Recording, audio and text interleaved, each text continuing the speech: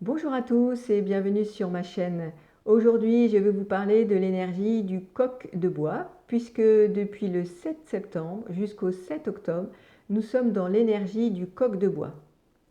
Alors le coq, évidemment, c'est pas que l'animal à plumes. En astrologie chinoise, ça veut dire beaucoup de choses.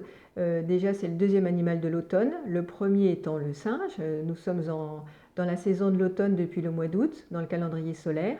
Le coq, donc, est le deuxième animal de l'automne et il correspond dans le système des 5 éléments au métal yin.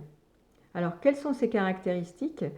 Le coq est travailleur, il est perfectionniste même, il est franc et loyal, il est bien ancré dans la matière, il aime la justice et que les règles soient bien respectées. Il a besoin de clarté. Dans ces petits bémols, évidemment, comme c'est du métal, il est quand même assez froid, il est peu avenant, peu ouvert sur les autres, un petit peu solitaire, et il n'aime pas s'encombrer de détails. Mais ce mois-ci, le coq étant accompagné de l'élément bois, qui est un petit peu à l'inverse du métal, le bois est très ouvert, ce coq sera beaucoup plus communicant, curieux, et il va peut-être, en tout cas, s'intéresser à la vie des autres, ce qui est pas mal. Alors, comment optimiser cette énergie de façon collective et individuelle pour ce mois-ci? Eh bien sûr, être ancré, on nous demande d'être ancré et d'être productif.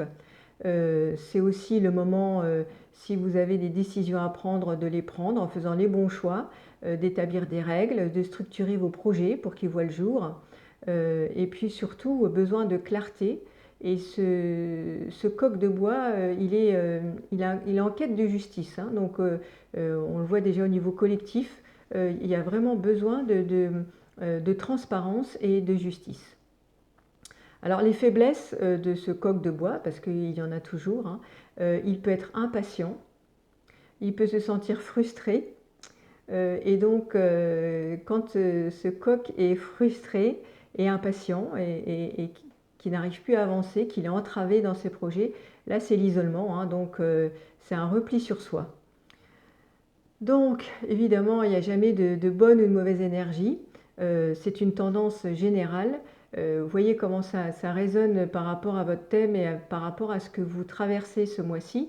En tout cas, là, c'était au niveau général et collectif.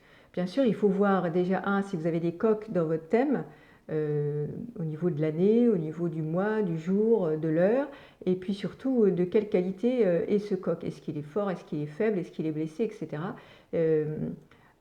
Ça peut nous donner quand même des signaux d'alarme, parce que si vous avez un coq qui est en mauvaise santé, j'ai envie de dire, ce coq qui arrive tout le mois de septembre peut réactiver certaines blessures que vous avez dans votre thème.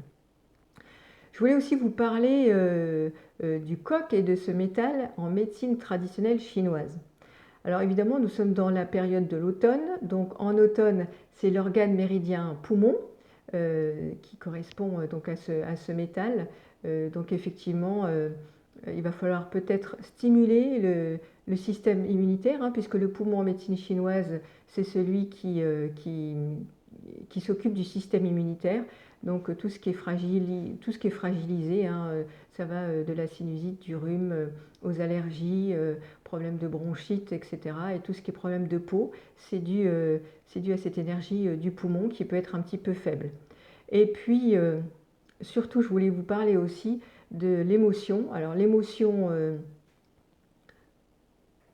de l'automne qui correspond aussi au poumon et donc à l'élément métal, c'est l'émotion de la tristesse.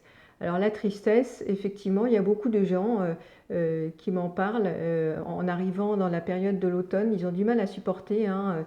Souvent, il y a un petit coup de blues, un petit coup de cafard, c'est la rentrée. Effectivement, c'est l'émotion de la tristesse du poumon qui arrive. Donc là aussi, peut-être une petite séance de tonification du poumon en médecine traditionnelle chinoise serait la bienvenue. Voilà, j'espère que ça vous a plu. Je ferai peut-être d'autres vidéos, certainement pour vous expliquer ce que sont les 5 éléments, pour mieux connaître l'astrologie chinoise, pour vous donner un panorama un peu plus large de ce que l'astrologie chinoise. À bientôt!